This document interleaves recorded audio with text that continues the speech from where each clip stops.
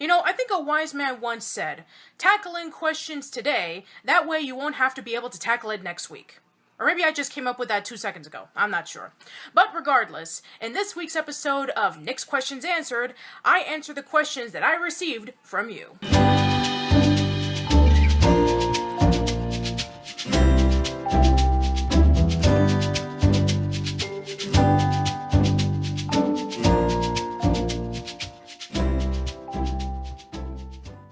Deen Muanda asks, why has Nickelodeon gotten so bad over the years? Well, Dean, this is quite indeed a very subjective question. I mean, after all, it depends on who you ask. Some people think that Nickelodeon has done fairly well. I mean, after all, they're making a lot of money, their shows have peaked up somewhat in ratings. I mean, after all, we gotta get that SpongeBob going. But I guess for the consensus of most people stating that Nickelodeon is bad, I guess we'll have to delve a little bit deeper on Nickelodeon's headquarters. Luckily for me, because I have such insights on a lot of people that I've interviewed in the past, I was able to have an inside source go into Nickelodeon Animation Studios to see on their next upcoming project. Guys, just thought you might want to know, sales aren't up, they're down. Ooh.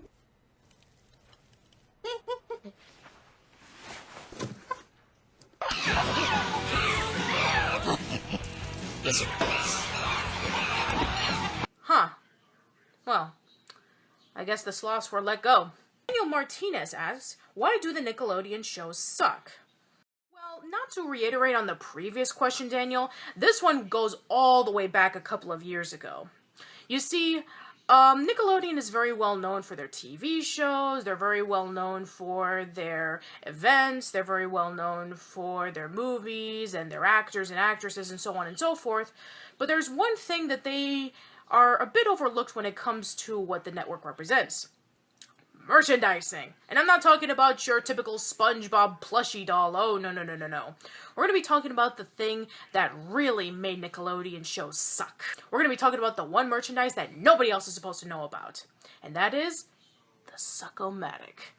You remember that episode of Rocko's Modern Life in which Rocko's house was so dirty and disgusting that he needed to get himself a vacuum cleaner in order for the place to be cleaned up? Well, you see, Nickelodeon did make an actual Suck-O-Matic around 2005. It was so accurate to the way that the Suck-O-Matic was in the show that they took it over to Nickelodeon Animation Studio so they can be able to give it away a few years later alongside with their Rocko's Modern Life DVDs, that it literally sucked all the scripts of the upcoming Nickelodeon shows that were going to be coming out. In fact, there's even rumors that the entire 6 seasons of the modifiers are in the Suck-O-Matic. They tried to get it out, but it was too late. And not only that, but they also sucked in the animators, they sucked in the writers, they sucked in the storyboard artists.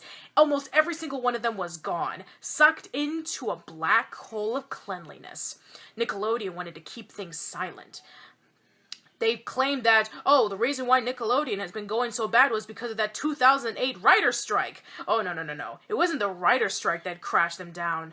It was the Suck-O-Matic. They needed to hire new writers right away, and they had to make brand new shows from scratch. Now, you might be thinking, didn't they, kept that in, file cabinet or something, or saved it in their computers? Nope, that was all gone too. And this is something that Nickelodeon definitely does not want you to know about. You heard it here first. Zeether Brown asks, what do you think of the Splat airing random shows? I like random shows. I mean, every time that I turn on the TV and see something completely random, it's just like in real life. The Splat is trying to emulate that. I mean, don't you like it when every time that you go onto YouTube and you're watching something? And that's why John Quincy Adams will always be known as one of the most overlooked presidents in the United States. In this week's episode of Food Tasting, Patricia tries Honduran coffee over French vanilla cream.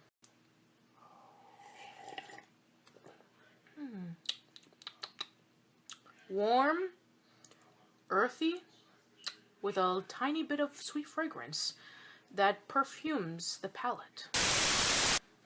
And that, ladies and gentlemen, just with a little bit of stitching and sewing and crocheting, you can be able to make your own dolls. Description is down below if you want to be able to pay for this for $9.99.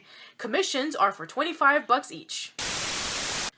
You know, I don't know what's going on with Alan Moore, but his stuff nowadays, it used to be so good, but he's just gone so off the deep end. It's just... I don't know what's wrong with you, man. Seriously. Get a clue. You see? Just like real life.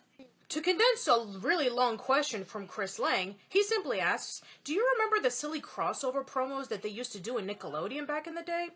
Yes, I do, actually. In fact, some of my favorite crossover promos were the Jimmy Timmy Power Hour ones, the ones where Rugrats and the Real Monsters met up in one episode, and also, not to mention, the little commercial interstitials, like you were mentioning before about with Danger Mouse and with Mr. Wizard's World and all that stuff. Yeah, it doesn't seem that Nickelodeon doesn't do crossovers anymore. And there's only one person we can blame on. And that person is... Jared Hess. Ah, yes, Jared Hess. He was so ambitious to create that Nicktoons crossover movie. Even after Nickelodeon rejected him of the idea, he decided to promote it anyway, because he knew he wanted to bring back the old crossover promos like it was back in the day.